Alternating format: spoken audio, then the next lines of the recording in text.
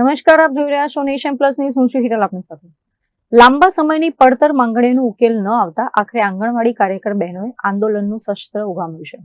રાજકોટ જિલ્લાના જેતપુર શહેર અને તાલુકાની સેંકડો આંગણવાડી મહિલાઓએ આજે જેતપુર તાલુકા પંચાયત કચેરી ખાતે એકત્રિત થઈને સૂત્રોચ્ચાર સાથે ઉગ્ર વિરોધ પ્રદર્શન કર્યું હતું. જેતપુરમાં આજે આંગણવાડી બહેનોના રોષનો જ્વાળા જોવા મળ્યો હતો. આંગણવાડી કર્મચારી સંગઠન CITUના નેજા હેઠળ આયોજિત આ હડતાલમાં 12 જેટલી માંગણીઓ રજૂ કરવામાં આવી છે. આંદોલનકારી બહેનોની મુખ્ય માંગણીઓમાં પગાર વધારો, નિવૃત્તિ વય મર્યાદા 60 વર્ષ કરવી અને વર્ષ 2022માં આપેલા વચન મુજબ નવા સ્માર્ટફોન આપવાનો સમાવેશ થાય છે. આંગણવાડી વર્કર મિત્તલ ગોસ્વામી અને અદિતિ જોશીએ આક્ષેપ કર્યો હતો કે હાઈકોર્ટના ચુકાદા છતાં તેમને લઘુત્તમ વેતનનો લાભ મળતો નથી. હાલમાં વર્કરને માત્ર 10,000 અને હેલ્પરને 5500 જેવો નજીવો પગાર મળી રહ્યો છે, જે આ મોંઘવારીના સમયમાં અત્યંત અપૂરતો છે. બહેનોએ વધુમાં જણાવ્યું હતું કે સરકાર દ્વારા કામના ભારણમાં સતત વધારો કરવામાં આવી રહ્યો છે. ખાસ કરીને AVT અને FRS જેવી એપ્લિકેશનમાં સર્વર અને ટેકનિકલ ખામીઓના કારણે કામગીરીમાં ભારે મુશ્કેલીઓ પડે છે, જે સદંતર બંધ કરવામાં આવે તેવી માંગ છે.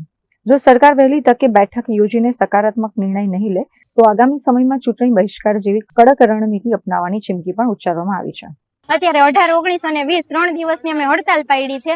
અત્યારે અમારો 10,000 પગાર છે. હાઈકોર્ટનો ચુકાદો છે, છતાંય અમારો પગાર વધારો કરવામાં આવ્યો નથી.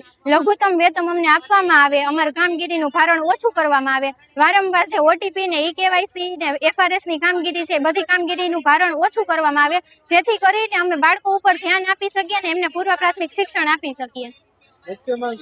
મુખ્ય માંગ અત્યારે અમારો પગાર વધારો કરો અને અમારે કામગીરીનું ભારણ ઓછું કરો. લઘુત્તમ વેતનમાં અમારો સમાવેશ કરવામાં આવે.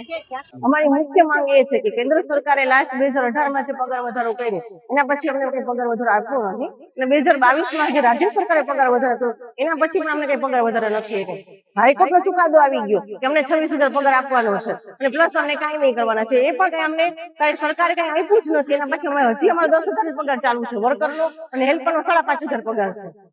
ખાસ કરીને તમારી માંગ સ્વીકારવામાં આગળના દિવસમાં શું પગલાં ન સ્વીકારવામાં આવે તો અમે યુનિયન કેસ પ્રમાણે આગળ ચાલશું.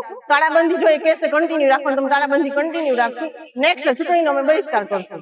Bureau report, nation plus news, Rajkot. સમાચારોના સતત અપડેટ મેળવવા માટે અમારી નેશન પ્લસ ન્યૂઝની YouTube ચેનલને સબસ્ક્રાઇબ કરો, બેલ આઇકન દબાવો અને જોડાયેલા રહો Facebook, Instagram અને Twitter પર.